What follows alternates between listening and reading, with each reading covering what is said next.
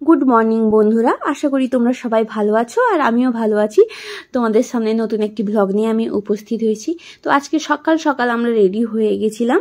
আমরা আজকে নতুন একটা জায়গা যাব, যদিও আমার এটা নতুন জায়গা, কারণ সুহাস এর আগে অনেকবারই গেছে।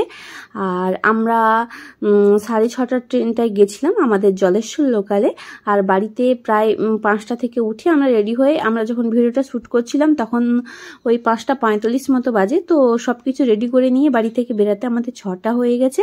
আমরা 6:10-15 দিকে তোমার ওই স্টেশনে পৌঁছে গেছিলাম। যদিও ট্রেন রাইট টাইমে চলে এসেছিলো, সেরকম কোনো অসুবিধেও হয়নি, আমরা ঠিকঠাকভাবে বেরিয়ে পড়েছিলাম। তো আজকে কোথায় যাচ্ছি আমি তোমাদেরকে সেটা জানিয়ে দিচ্ছি। আমরা আজকে বাঁকুড়া যাচ্ছি, সুভাষের কিছু অফিসিয়াল কাজ রয়েছে, সেই কারণেই আমরা আজকে বাঁকুড়া যাচ্ছি। তো যদিও প্রচুর গরম, তবুও আমি ভাবলাম যে ও একাটা যাবে কেন, আমি আর বাড়িতে থেকে কি করব, সে কারণে আমিও বেরিয়ে পড়লাম ওর সঙ্গে। আর আমরা পুরো রেডি হয়ে গেছিলাম। তো সকাল সকাল তোমাদের সঙ্গে শেয়ার করব যে মানে চারপাশের পরিবেশের অবস্থাটা কেমন রয়েছে। তোমরা আমার সঙ্গে থাকো, পুরো ব্লগটা দেখতে থাকো, দিলে বুঝতে পারবে। যাই হোক, আমরা মানে সুভাষ অলরেডি নিচে নেমে গিয়ে গাড়ি টাড়ি সব বের করে রেডি করে রেখেছে। আমার জুতোটা উপরে ছিল, নিচে আমি যে জুতোটা পরে যাব সেটা ছিল না, সে কারণেই আমি উপর থেকে আবার বের করে নিয়ে গেলাম।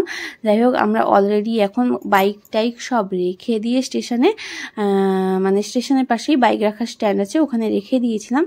আর টিকিট তো সুভাষ বাড়ি থেকেই কেটে নিয়েছিল, তো লাইন দিতে পারবো না বলে, লাইন দিতে গেলে অনেক আগে থেকেই আসতে হবে। সেই মতো করে আমরা ট্রেন ধরে খড়গপুরে নেমে গিয়ে আমরা কিছু টিফিন করে নিয়েছিলাম। তারপরে ওয়েট করছিলাম, আমাদের ট্রেনটা রাইট টাইমেই ছিল, তবুও আমাদের প্রায় 1-1.5 ঘন্টা প্ল্যাটফর্মেই কাটাতে হয়েছে। তো আমরা আরণ্যক এক্সপ্রেসেই গেছিলাম এবং আরণ্যক এক্সপ্রেসেই ফিরেছি। যাই হোক, যাওয়ার সময় আমাদের তেমন কোনো অসুবিধেই হয়নি, কারণ আমরা যে রিজার্ভেশন কামরায় ছিলাম ওই কামরাতে মানে টিকিট কেটেই, মানে রিজার্ভেশন করেই যে কজন উঠেছিলেন সবাইরই রিজার্ভেশন ছিল আর কি। কিন্তু আসার সময় আমাদের খুবই মানে ঝামেলায় পড়তে হয়েছে।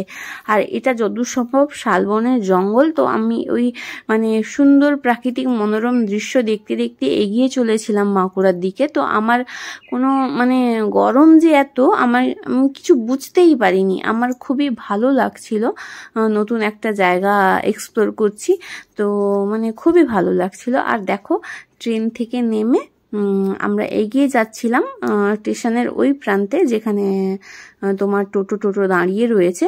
তো ওখানে ট্যাক্সিও ছিল। আমরা দুজন যাচ্ছি, 10 মিনিটের রাস্তা, 10 মিনিটও নয়, তার থেকেও কম, সে কারণেই আমরা ট্যাক্সি নিয়ে আমরা টোটোতেই করে এগিয়ে চলছিলাম। যাই হোক, আমরা ওখানে নেমে গিয়ে তোমার এসএসসি অফিসের সামনে নেমে গিয়ে সুভাষের কিছু কাজ ছিল, ওটা শেষ করার পর, ওই টেট সার্টিফিকেট আনার কাজটা ছিল, ওইটা শেষ করার পর আমরা দেখলাম যে মানে খুবই তাড়াতাড়ি কাজ হয়েছে। তো দেখলাম যে হাতে অনেক সময়, স্টেশনে গিয়ে এখন মানে গরমে বসে থাকার থেকে আমরা একটু শপিং মলে ঢুকে যাই। তো শপিং মলে আমরা চলে এসেছিলাম। তো পাশেই ছিল বাজার কলকাতা, পাশে বলা ভুল, টোটো ধরেই আসতে হয়েছে, তবে পাশে ছিল। যাই হোক, ওখানে ঢুকে আমরা অনেকটা সময় কাটিয়েছি এবং শপিংও করেছি, সেটা তোমাদের সঙ্গে শেয়ার করব।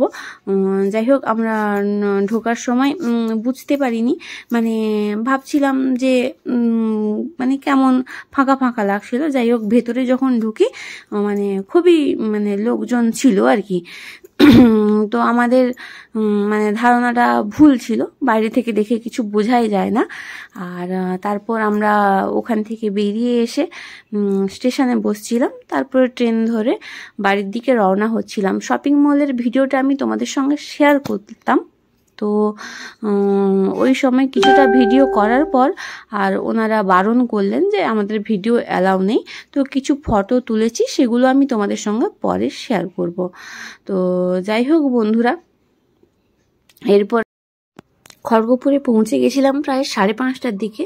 তো তো আমাদের বাঘাযতীন এক্সপ্রেসে আসার কথা ছিল, নামাই এক্সপ্রেস। যাই হোক, আমাদের ওই 6টা 7-এর দিকে ট্রেনটা ঢুকেছিল। তো আমরা ওই আধ ঘন্টা 45 মিনিট কি করব, একটু ঘোরাঘুরি করছিলাম স্টেশন চত্বরে। তারপরে আমরা বাড়ি চলে এসেছিলাম। আমাদের ট্রেনও ঢুকে গেছিলো, কিন্তু ট্রেন অনেকটাই লেট করেছে, ফেলেই নিয়ে এসে তোমরা দেখতেই পাচ্ছ। এখন বাজে 8টা 11। দাঁতন স্টেশনে আমরা যখন নামি তখন বাজে 8টা 11। আর এটা হচ্ছে পুরাতন টিকিট কাউন্টার। তোমরা যারা দাঁতনে থাকো তারা অবশ্যই জানো, আর যারা জানো না তাদের সামনে আমি নিয়ে চলে এলাম, দেখতেই পেলে। আর ওই দিকটাই নতুনটা রয়েছে। যাই হোক, এখানে মানে মোটামুটি অনেক লোকজন রয়েছে, টোটোও দাঁড়িয়ে রয়েছে যাওয়ার জন্য। আর আমাদের তো মোটরসাইকেল আছে।